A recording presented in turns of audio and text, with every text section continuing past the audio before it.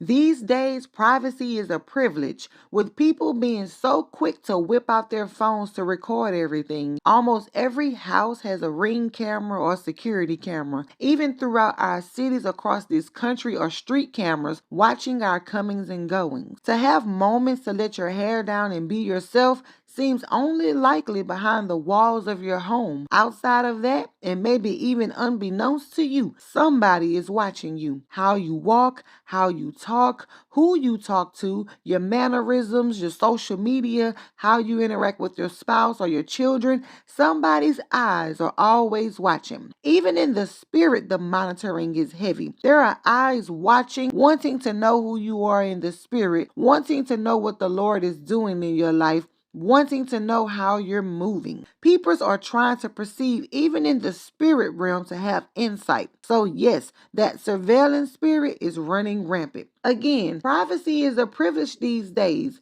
but even in what you think is private, isn't private. There's this old saying that says, "What's done in the dark will be brought to light." I believe this saying is a derivative from Luke chapter 12, verses 2 through 3, which says, "For there is nothing covered that shall not be revealed, neither hid that shall not be known.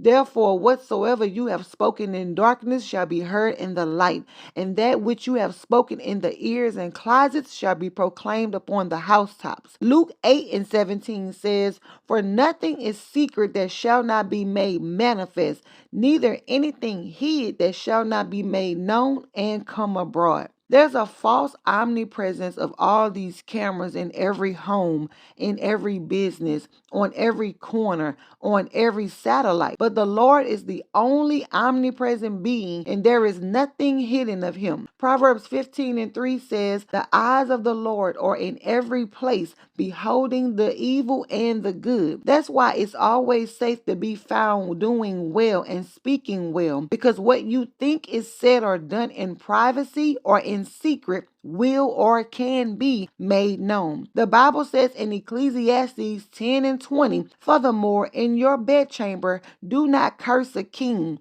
and in your sleeping rooms do not curse a rich man, for a bird of the heavens will carry the sound, and the winged creature will make the matter known." The Lord sees the secret, what they said about you, what they're working up against you, what's truly in their heart about you.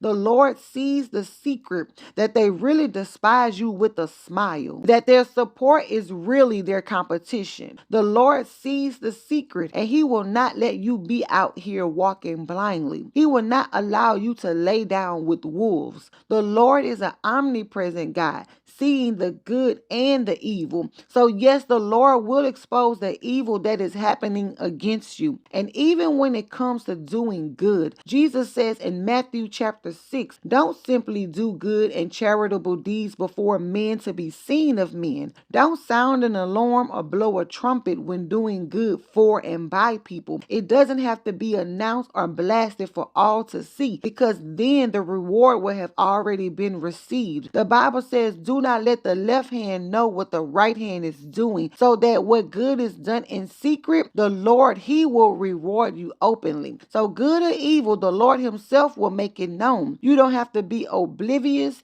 You won't be left in the dark about who and what is around you. God himself will reveal if you ask of him. But even yourself, steward yourself well, that your conversations are fruitful, that your deeds are being done from a pure place and not for claps and clout, so that you may receive a reward of God and not of man. But in everything, know that the secret will secrete, and what people think is hidden really isn't hidden at all.